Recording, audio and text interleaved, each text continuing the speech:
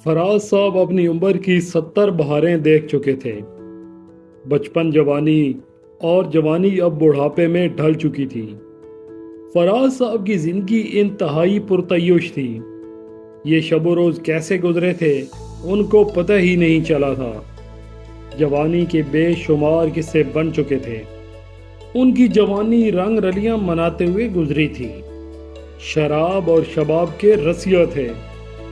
दौलत की रेल पेल थी, इसलिए हर मनचाही चीज़ पैसे देकर खरीद लेते थे। लेकिन अब बुढ़ापा आ गया था और अपने साथ तरह तरह की बीमारियों के पैकेज लेकर आया था, जो कि ज़िंदगी की शम्मा बुझने के साथ ही ख़त्म होने थे। फराज साहब की तबीयत अब ख़राब रहने लगी थी। उनकी तमाम बुरी आदतें अब छूट चुकी थीं। छूटी इसलिए नहीं थीं कि फराज साहब कोई माशाल्लाह तौबा ताइब हो गए थे, बल्कि वो इसलिए छूटी थीं कि अब उनके जिस्म में किसी बुरी आदत को करने की ताकत नहीं रही थी। लेकिन एक बुरी आदत वो अब भी नहीं छूट रही थी। वो थी शराब नोशी की। घर वाले मना कर कर कर के थक गए थे कि अब बस कर दें, शराब को छोड़ दें।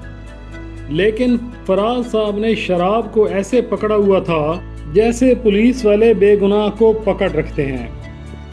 एक दिन तबीयत ज़्यादा ख़राब हुई तो उनको डॉक्टर के पास ले जाया गया। ओहो, एक अहम बात तो मैं आपको बताना ही भूल गया।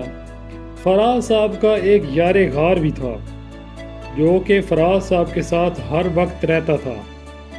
फराज साहब ने जब से होश संभाला था, ये उनके साथ था।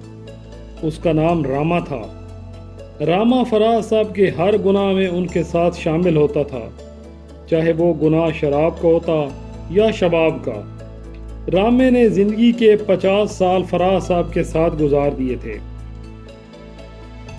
लेकिन एक बात और भी थी, रामा वफादार भी बहुत था। आज भी वो डॉक्टर साहब के पास चेकअप करवाते वक्त फराज साहब के साथ था। डॉक्टर साहब ने फराज साहब की शराब सख्ती से बंद करने का हुक्म दिया और 5 दिन बाद दोबारा चेकअप पर आने का कहकर उनको निपटा दिया। फराज साहब घर आ गए। 5 दिन बाद फिर डॉक्टर साहब के पास गए। डॉक्टर साहब ने पूछा, शराब पीते हो? फराज साहब बोले, जी नहीं, लेकिन कभी कभार कोई मिन्नत समाजत करे तो थोड़ी सी पी लेता हूँ। डॉक्टर साहब रामे की तरफ देखकर बोले, ये कौन है? फराज साहब बोले, ये मैंने मेरी मिन्नत समाजत करने के लिए साथ रखा हुआ है।